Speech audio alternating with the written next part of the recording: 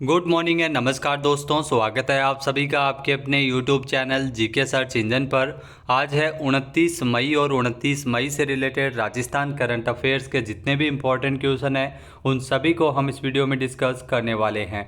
तो पूरा वीडियो बहुत ध्यान से देखना और वीडियो के एंड में मैं आपसे क्वेश्चन पूछूंगा जिसका आंसर आप सभी को कमेंट बॉक्स में देना है। कल के वीडियो में मैंने आपसे क्वेश्चन पूछा था जो था सरकारी कर्मचारियों की क्षमता में विस्तार करने के लिए राजस्थान सरकार कौन सा मिशन शुरू करने जा रही है।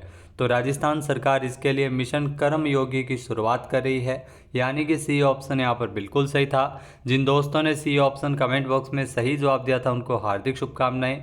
जी हाँ दोस्तों, राजस्थान में सरकारी कर्मचारियों की क्षमता में विस्तार करने के लिए राजस्थान सरकार मिशन कर्मयोगी लागू करने जा रही है। यह योजना केंद्र सरकार की है जिसे सितंबर 2020 में केंद्रीय कैबिनेट ने मंजूरी दी थी। इसमें कर्मचारियों की क्षमताओं का विस्तार करने के लिए उनके स्किल डेवलपमेंट के कोर्स चलाए जाएंगे। इसमें कर्मचारियों को ट्रेनिंग प्रदान की जाएगी, ई लर्निंग कंटेंट प्रदान किया जाएगा। इसमें कोर्स कंप्लीट करने वाले कर्मचारी को सर्टिफिकेट भी दिया जाएगा। हालांकि ये योजना केंद्र सरकार के लिए जो कर्मचारी है उनके लिए लागू की गई थी, लेकिन बाद में कई राज्यों ने इसे शुरू भी किया था। तो चलिए स्टार्ट करते हैं आज के राजस्थान करंट अफेयर्स।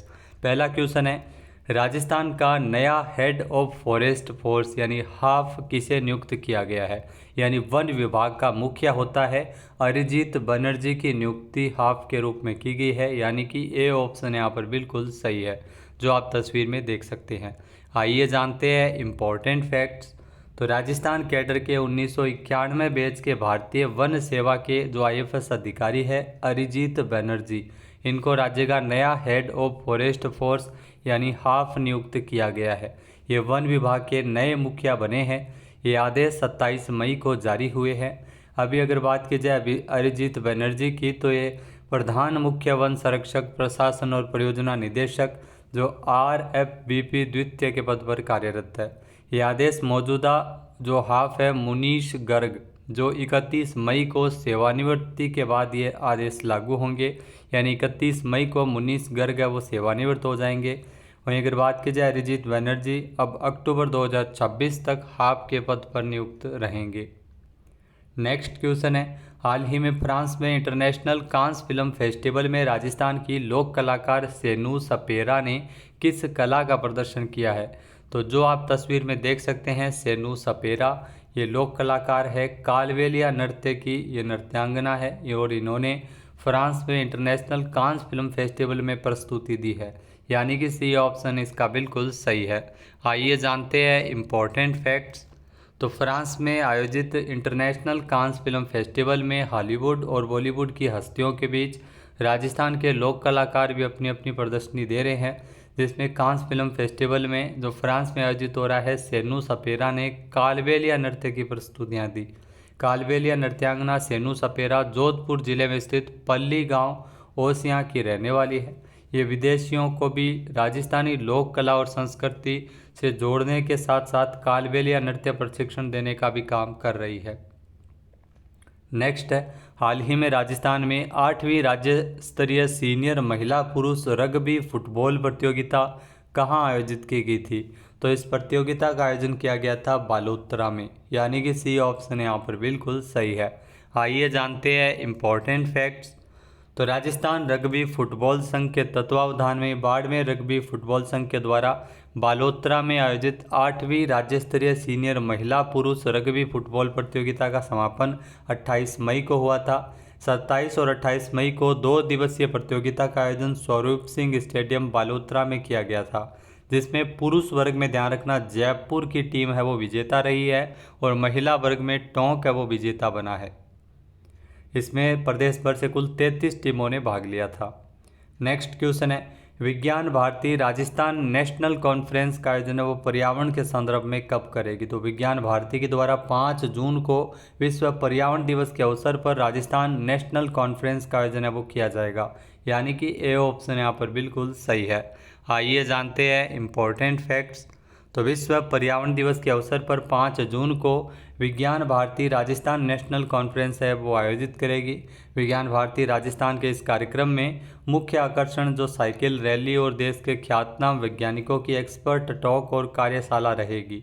कार्यक्रम में देश भर के जलवायु परिवर्तन के द्वारा बढ़ते हुए तापमान को कम करने के लिए यूनाइटेड नेशंस की थीम पर पूरे राजस्थान में 1 करोड़ पौधे लगाने का मिशन है वो शुरू किया जाना है, जिसमें पर्यावरण गतिविधि विभाग तथा हैनीमैन चैरिटेबल मिशन सोसाइटी सहयोगी संस्था होगी। नेक्स्ट क्वेश्चन है, राजस्थान के किस जिले में स्थित रावत भाटा में भारी जल संयंत्र का एक और नया संयंत्र स्थापित होगा? तो रावत भाटा है वो चित्तौड़गढ़ में स्थित है, यानी कि बी ऑप्शन यहाँ पर बिल्कुल सही है। आइए जानते हैं इम्पोर्टेंट फैक्ट्स। तो देश में जो लगने वाले 20 नए परमाणु रिएक्टर में जो भारी पानी, जी हाँ, भारी जल की मांग को पूरा करने के लिए गैर न्यूक्लियर क्षेत्र जैसे इलेक्ट्रॉनिक्स, सेमीकंडक्टर, दवा में जो हैवी वाटर की बढ़ती मांग को पूरा करने के लिए देश भर में भारी पानी संयंत्रों का जो भारी पानी बोर्ड का विस्तार किया जाएगा। रावत भाटा में भारी पानी संयंत्र, जी हाँ, भारी जल संयंत्र का एक और नया संयंत्र स्थापित होगा। इसमें 800 से 900 करोड़ रुपये है वो लागत आएगी। इससे उत्पादन है वो दोगुना हो जाएगा और अभी ये 400 कर्मचारी यहाँ पर काम कर रहे हैं, जहाँ पर इसकी संख्या बढ़कर 700 हो जाएगी। नेक्स्ट क्वेश्चन है, हाल ही में किस राज्य में पहली रेल सुरंग बनी है जिसमें जर्मन तकनीक से गिट्टी रहित ट्रैक बनाया गया है? तो राजस्थान में जो पहली रेल सुरंग है वो बनी है जिसमें जर्मन तकनीक से गिट्टी रहित ट्रैक है वो यहाँ पर बनाया गया है, यानी कि सी ऑप्शन इस क्वेश्चन का बिल्कुल सही है। आइए जानते हैं इम्पोर्टेंट फैक्ट्स। तो राजस्थान की जो सबसे लंबी रेल सुरंग है वो तैयार हो गई है, गिट्टी रहित ट्रैक बनाया गया है। Dausa Gangapur city railway line पर डिडवाना के पास प्रदेश की सबसे लंबी 2.3 किलोमीटर लंबी रेल सुरंग का काम पूरा हो चुका है। यहाँ पहली बार जो नई तकनीक का प्रयोग करते हुए नई सुविधाएं विकसित की गई है। ये पहली रेल सुरंग है जिसमें जर्मन तकनीक से गिट्टी रहित ट्रैक है वो बनाया गया है। यहाँ पटरियों के दोनों ओर कंक्रीट सीमेंट है वो बिछाई गई है। टनल में स्वीडन निर्मित VHF रिमोट यूनिट भी लगाई गई है। अब टनल में ट्रेन चालक, स्टेशन मास्टर और गार्ड है वो वायरलेस पर बात कर सकेंगे। नेक्स्ट क्वेश्चन है, हाल ही में किसे राजस्थान में जो पैरालंपिक कमेटी ऑफ इंडिया का अध्यक्ष चुना गया है? जहाँ पैरालंपिक कमेटी ऑफ इंडिया का अध्यक्ष चुना गया राजस्थान से देवेंद्र झाझड़िया को, यानी कि सी ऑप्शन इसका बिल्कुल सही है, जो कि राजस्थान के चूरू जिले के रहने वाले हैं। आइए जानते हैं इम्पोर्टेंट फैक्ट्स। तो पैरालंपिक में 2 गोल्ड और 1 सिल्वर मेडल जीतने वाले राजस्थान के चूरू जिले के देवेंद्र झाझड़िया को पैरालंपिक कमेटी ऑफ इंडिया का अध्यक्ष चुना गया है। 9 मार्च को हुए तो चुनाव में देवेंद्र झाझड़िया निर्विरोध भारतीय पैरालंपिक समिति PCI के अध्यक्ष चुने गए हैं।